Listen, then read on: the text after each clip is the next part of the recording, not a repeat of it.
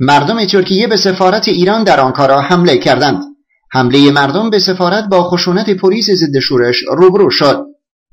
در ابتدا مردم برای محکوم کردن رژیم ایران نسبت به اعدام آقای احسان فتاییان، جوانی 28 ساله کرد سازنده فیلم ترانه‌ای ایتالیایی پارتیزان، تظاهرات کردند و به زبان فارسی و ترکی شعارهای مرگ بر رژیم ایران، مرگ بر دیکتاتور، حکومت دیکتاتور، استعفا استعفا، دوستان ایرانی کردستانی شما تنها نمی باشید شعار می دادند و با حمل عکسهای آقای احسان فتاییان و خانم ندای سلطانی شعارگویان به نیت اشغال سفارت ایران به طرف سفارتخانه ایران در آنکارا حرکت کردند.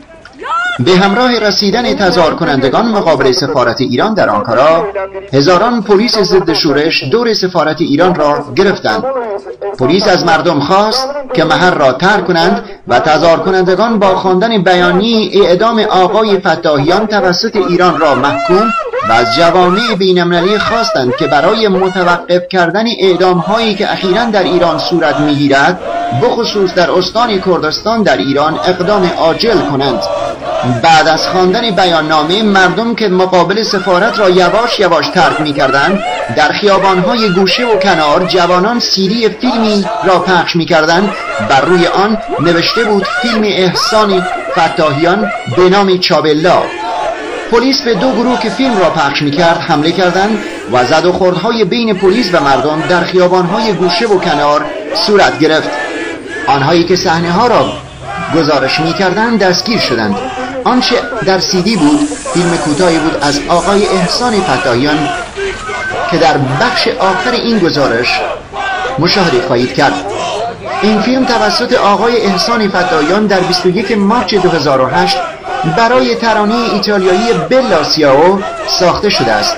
ترانه بلا سیائو و یا به اصطلاح دیگر چابلا در بین مردم آزادیخواه از محبوبیت عجیبی برخوردار است و تاکنون این ترانه به 32 زبان جهانی ترجمه شده است.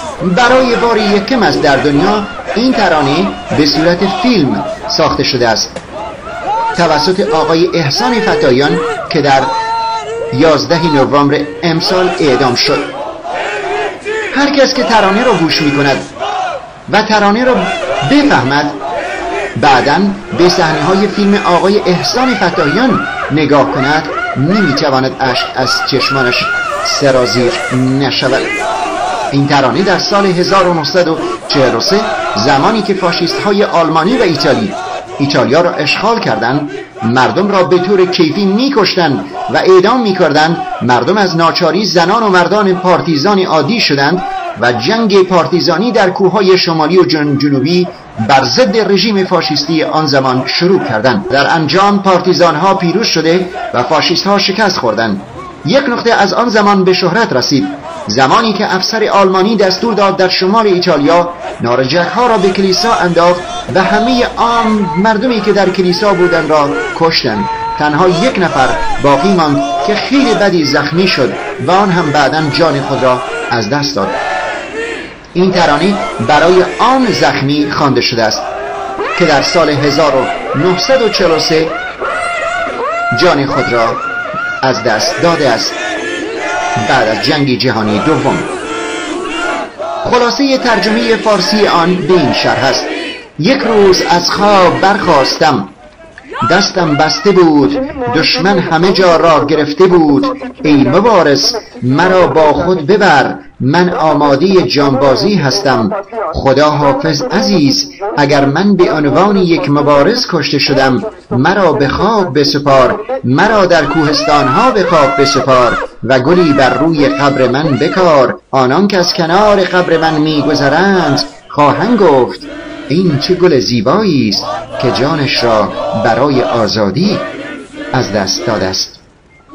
در فیلم آقای احسان فتاییان، رژیم ایران به فاشیست‌های جنگ جهانی دوم و اشغالگر ایتالیا تشبیه و آقای فتاییان خودش نقش مردم پارتیزان‌های ایتالی را بازی می‌کند. این فیلم در یک سیدی در آنکارا دیروز پخش شد که ما هم بخشی از آن را تا اکنون برای شما در اینجا پخش می‌کنیم.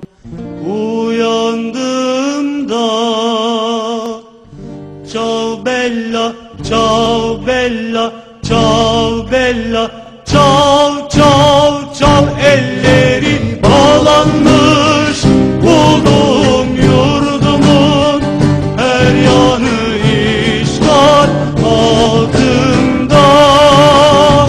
Elleri bağlanmış bulduğum yurdumun, her yanı işgal altında. Sen ey partizan, beni de götür. Ciao bella, ciao bella, ciao bella, ciao ciao ciao. Beni de götür dağlarınıza, dayanamam tutsaklığa. Beni de götür dağlarınıza, dayanamam tutsaklığa. Eğer ölürsem ben partizanca, ciao bella, ciao bella, ciao bella, ciao ciao ciao. Sen gömmelisin ellerinle beni, ellerinle toprağıma. Sen gömmelisin ellerinle beni, ellerinle toprağıma. Güneş doğacak, açacak çiçek. Ciao bella, ciao bella, ciao bella, ciao ciao ciao. Gelip geçenler diyecek merhaba, merhaba ey güzel çiçek. Gelip geçenler diyecek merhaba, merhaba ey güzel çiçek. Gelip geçenler diyecek merhaba, merhaba ey güzel.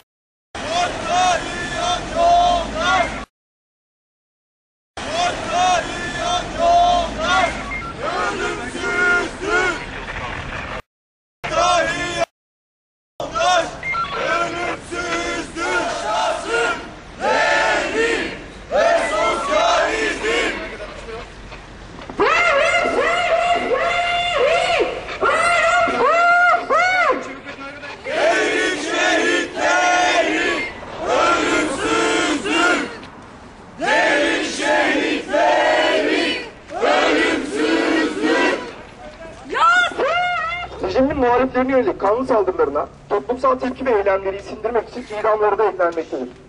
11 Kasım günü Komalo üyesi Ehsan Tatlıyan, idamının durdurulması için yerel ve uluslararası baskıya karşı İran Kürdistan'ındaki Serecnet kentindeki cezaevinde idam edildi.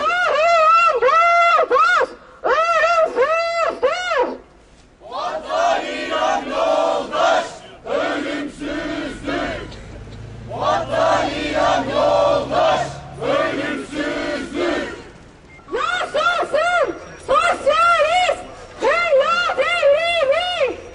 Yaşasın sosyalist! Yoldaşlar, yalnız değildir!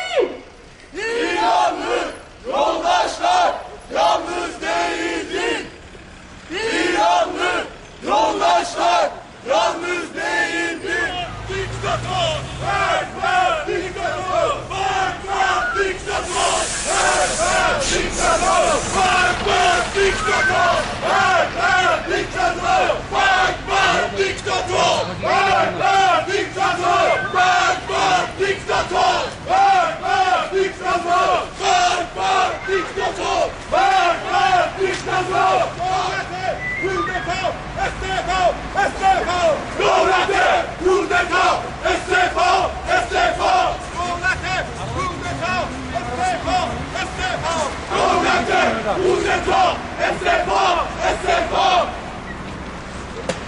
Yaşasın devrimci